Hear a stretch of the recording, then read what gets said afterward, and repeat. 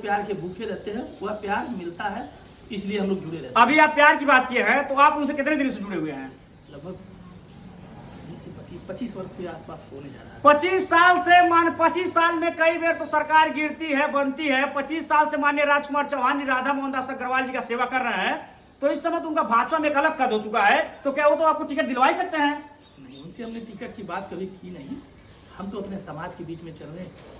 नहीं, देखिए, आदमी कहीं न कहीं किसी न किसी आदमी का सेवा करता है तो उसके पीछे एक अपना स्वार्थ रहता है। उनकी विचारधारा हमको पसंद आती है, इसलिए हम उनके साथ। विचारधारा की बात की, लेकिन सेवा भी तो आपने उनके साथ जुड़े हुए हैं, 25 वर्षों से जुड़े हुए हैं, निस्वार्थ सेवा में लगे रहते हैं। तो एक बार उनसे भी तो कहिए कि गुरुदेव हमको भी टिकट दिलवाइए। टिकट दिलवाने उनके लिए कौन सी बड़ी बात है? नहीं, ऐसा हम उनसे क्यों कहेंगे? तो आप किससे कहेंगे? योगी जी से कहेंगे? क्योंकि योगी जी भी तो नहीं, हम अपने लोग से कहेंगे। कि दारा सिंह चौहान जी मान लीजिए, उनसे कहेंगे? नहीं, हमारे लोग खुद वैसे इस तरह से काम करें कि वो हमारे गुरुदेव तक, चाहे माननीय मुख्यमंत्री तक, चाहे माननीय एक्स मुख्यमंत्री तक ये संदेश को भेजने का कार्य। अभी हमने देखा एक्स मुख्यमंत्री का आपने बात किया, अभी लखनऊ में जब माननीय दारा सिंह चौहान जी का हैप्पी बर्थडे था, तो उस समय देखें कि ब्रजेश पाठक जी मंच पे चढ़ करके आपका नाम लेकर के जोर जोर चिल्ला रहे। लग रहा है आपका पुराना संबंध है क्या? हमारा कोई संबंध नहीं है, वो सब हमारे साथियों और नौजवानों का देन था कि उनको नाम लेना पड़ गया। बीजेपी में ऐसा कौन सा चेहरा है जिसके द्वारा आपको टिकट मिल सकता है? मैं किसी से उम्मीद नहीं करता हूँ। तो आपको टिकट कैसे मिलेगा? मैं किसी से टिकट भी अभी तक नहीं मांगा हूँ। तो चुनाव मैं अभी उस लायक अपने आप को समझता नहीं, आपके चाहने वाले देखते हैं धड़ाधड़ लिखते हैं, कई वर्षों से लिखते हैं कि वह भी विधायक प्रत्याशी, भाई विधायक प्रत्याशी। उनकी मंशा है, तो उनकी मंशा है, तो आप बताएं, कुछ उनको इशारा करेंगे कि टिकट। पहलवान जी आप बताइए, आप भी लिखते हैं, देखते हैं आप इनके साथ हमेशा रहते हैं और आप भी लिखते हैं बड़े भैया भाई विधायक प्रत्याशी। आप बताइए कि आखिर में कुछ बताएंगे कि किस पार्टी से आएंगे, तभी तो आप लोग जानेंगे ना। देखिए, अभी पार्टी घोषित नहीं की है किस पार्टी से आना है, लेकिन मैं चाहता हूं कि आने वाले भविष्य में हमारे नेताजी विधायक बने, ये हमारे लिए गौरव की बात होगी। और एक बार मैं चाहता हूं कि ये सरकार में आए। इनको चाहने वाले भी इनको चाह रहे हैं कि एक बार विधायक देखना चाह रहे हैं। आप गोरखपुर जिला में टिकट लेंगे, जैसे 9 विधानसभा गोरखपुर जिला, जैसे आप देख पा रहे होंगे कई जिला ऐसे है, जैसे लखनऊ उठा लीजिए, कानपुर उठा लीजिए, आजमगढ़ उठा लीजिए, बनारस उठा लीजिए, ऐसे तमाम बड़े बड़े जिला, गोरखपुर भी उसमें गिनती आती है। और जब पूर्वांचल कटेगा तो गोरखपुर एक राजधानी बनने के लिए चर्चा में आएगी, आप जान रहे होंगे। तो आप गोरखपुर से चुनाव लड़ करके जाना चाह रहे हैं क्या?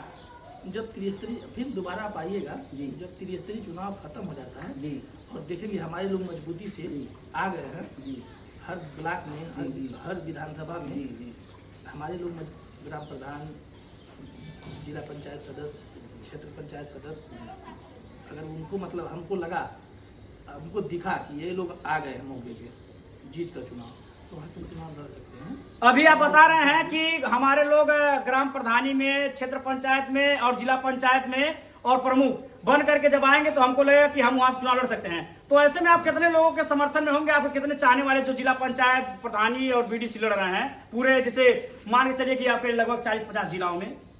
नहीं, कम से कम हम इधर तो रहेंगे, गोरखपुर के इधर कहीं जाएंगे, मऊ वगैरह जाएंगे। मतलब एक जो चुनाव होगा, क्यों डोहरीघाट किधर उधर तो मंत्री का क्षेत्र पड़ता है, इसलिए रहेगा। ऐसा नहीं है, वहाँ भी है, जाएंगे। नहीं, हमको तो लगा कहीं ना कहीं आप मंत्री जी से रुक रहे हैं, मंत्री से पीछे हट रहे हैं। नहीं, ऐसा कुछ नहीं है।